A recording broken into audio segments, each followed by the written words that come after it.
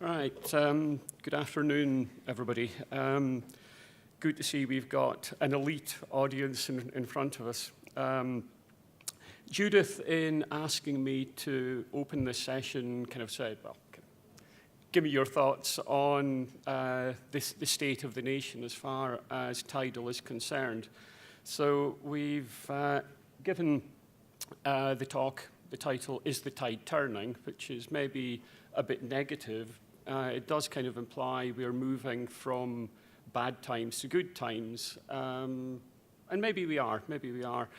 Res became involved with the marine sector in 2010-ish, and at that time we were coming into a sector where the industry, waving Tidal, not just Tidal, was promising 2 gigawatts by 2020.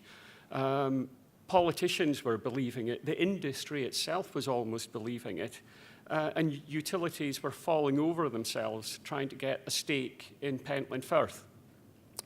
That fictional past, gladly, is behind us. There's a lot more realism in the industry now. A lot more realism about the engineering challenges, the cost challenges, and the timescales required. So it's not that we're in a bad place at the moment, we're in a realistic place. But can we take positivity from circumstances in what lies ahead? Is this an upbeat time or a downbeat time? I'm going to start and finish with quotes from inspirational ladies. So inspirational lady number 1 is Harriet Beecher Stowe, US abolitionist and author, who said, "Never give up, for that is just the place and time that the tide will turn." And that kind of feels to me as if where we're at the moment. The industry has got tenacity. We've got a panel over there full of tenacity. But tenacity in the face of some adversity. What is that adversity? Well, I think I can sum up adversity in 3 letters. Can anybody guess what those 3 letters might be? Yeah, good old EMR.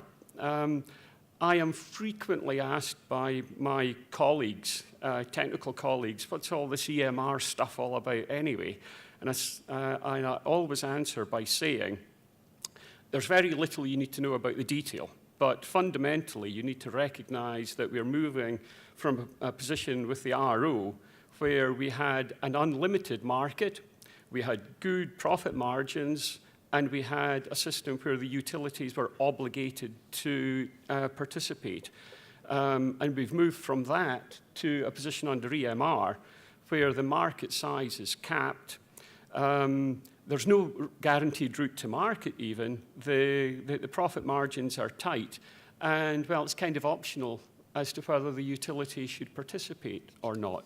Now, I think that, in a nutshell, summarizes why we've seen an exodus from the wave and tidal area by the utilities. It's actually been a rational move for them. Why would you participate in a sector where the fundamentals are changing quite so much? So, question is, EMR, electricity market reform, doesn't actually also stand for the end of marine renewables. No, it doesn't. Actually, marine renewables have done okay out of EMR. We've got a guaranteed 100 megawatts up to 2020, and we've got a good strike price at over £300 per megawatt hour. But what we do not have, as indeed does any part of the industry, we've got no vision whatsoever and no policy security as to what happens beyond 2020. All that we're faced with is a cliff edge. We've got no guarantee, even in loose policy terms, that there will be ski slope support for the industry as it attempts to drive down costs beyond 2020. And without that, it's a brave person indeed who makes investments in technology and will make investments in projects.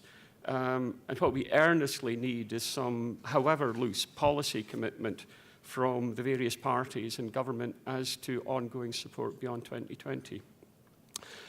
So that's the adversity. And given that backdrop, it's quite remarkable, actually, the good things that are happening out there in the industry.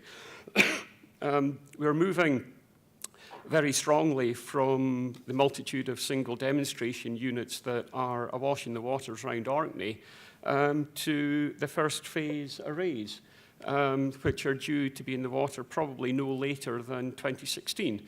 And there are now 3 definite projects all around about the 10 megawatt mark. Maygen, Sound of Isla, Skerries, all of which will be going ahead within that period, which is hugely exciting for the entire sector. One adjunct to that, however, is that while the utilities were actively involved, they had kick-started quite a lot of collaboration, cooperation, coordination around not the machinery, but around the delivery of the project engineering, around vessels, around electrical architectures. It would be very sad if we see the demise of that kind of activity with the utilities no longer in the sector. We need somebody to come in and to charge forward on that and keep the essential development work going. If we look at the turbine technologies themselves, interesting things are happening there as well in terms of the devices which are taking an offshore or a subsea approach. What we're seeing now is refinement of the designs from the demonstration stage to make them ready to go into array within the time periods I was talking about earlier on.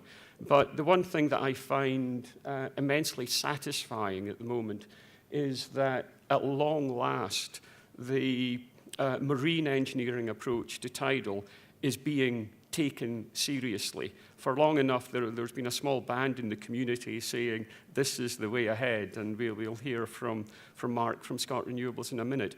But Scott Renewables will be deploying in 2015 its 2 megawatt unit at a price of around about £6 million total, so 3 million per megawatt, which is blowing everybody else's cost position totally out of the water. MCT has now done a deal with Blue Water, the FPSO company, and they'll be trialling their combined scheme, which will go under the banner of CGen F for floating, in Fundy out in Canada in 2016. So really exciting things happening there. And I think we're shortly going to enter a period of Darwinism where the really good ideas will bubble through, will be backed, and we'll see convergence, consolidation, and the right ideas being properly backed and being vested with those entities who can take them to the next stage. What else is happening? What else can we take positivity from? Well, I mentioned the utilities departing earlier on, but what's very encouraging is despite their departure, others have come in from the independent sector to fill the void. Maygen, of course, has always been taking an independent view, but Atlantis, the owner of Maygen, went out earlier this year, raised £12 million, seemingly virtually overnight, from the alternative investment market, and that will in turn help pump prime at least some of the money for the Maygen project. DP Energy, in partnership with Dean Blue Energy, are building up a pretty healthy portfolio at Fairhead in Northern Ireland, in the site west of Isla, and most recently in the acquisition from SSE of Westray South. And my own internal colleagues within AOL Res have come together with a French developer, Unity, and are mounting a bid together with Siemens into the French Tidal leasing round. So independent money is coming into the sector, which is extremely encouraging. Other encouragement is tidal flow, of course, has been the sexy technology in recent years. It's eclipsed tidal head. And we haven't heard a huge amount in recent years about the Severn, not seriously, but that's changed quite remarkably over the past 18 months. And again, we'll hear shortly from Tidal Lagoon Swansea Bay, who are in the process of consenting their 240 megawatt project in Swansea Bay, and starting that might be kind of as early as next year, I believe. But there are other lagoon projects, not full barrage, lagoon projects in Severn, which are maybe equally credible. Stepping Stones, Longway, Bridgewater Bay. And out in Canada, really exciting things are happening there as well. Halcyon Energy have a proposal for a 1 gigawatt lagoon at Scots Bay, which is at the eastern end of the Bay of Fundy, very close to Minas Passage, which is the area of interest to the flow community. But they also have a smaller project in the east of, in the west of Fundy on the American side over at Maine, a 24 megawatt project at Pennamaquan, which will probably go ahead within the next couple of years. What's really exciting about Halcyon is they're not taking a conventional embankment approach. They're using a more fabricated approach with vertical columns, supported vertical columns with infill panels to create the lagoon. And their claim is that that will halve the civil engineering capex associated with the project. If they can demonstrate that, then that represents an incredible breakthrough and will render lagoon projects virtually financeable without CFDs almost. So exciting things happening in Tidal Head as well as in flow.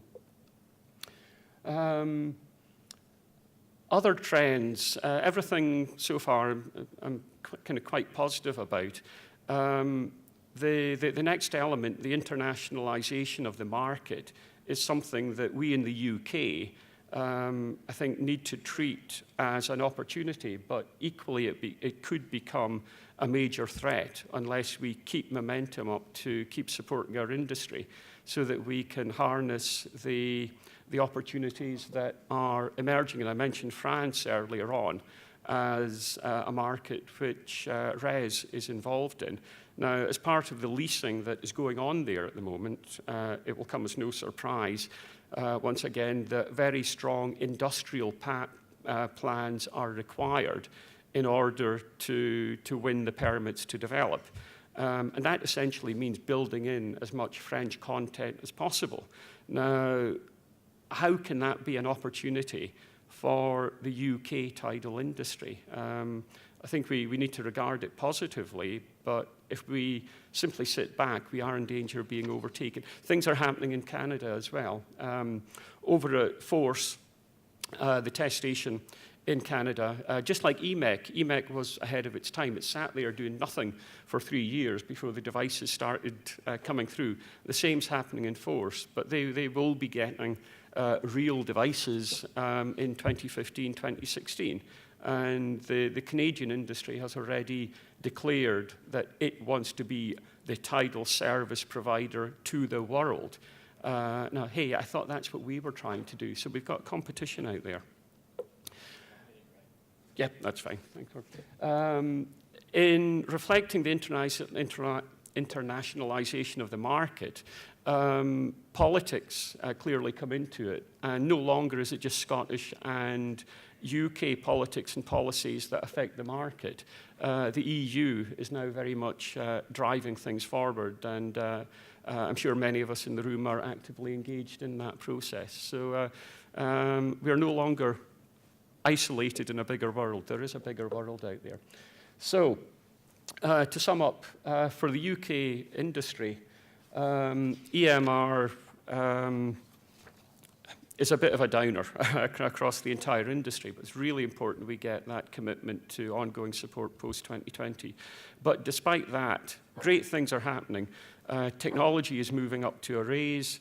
The marine engineering approach is coming of age. Alternative sources of project investment are coming forward. Tidal Head is credible and back on the agenda, so it's a real good time. So all in all, the market is not without challenge, but good progress is being made. And I promised you another quote from a tenacious lady at the end, so I'll put that one in. So as another tenacious lady put it,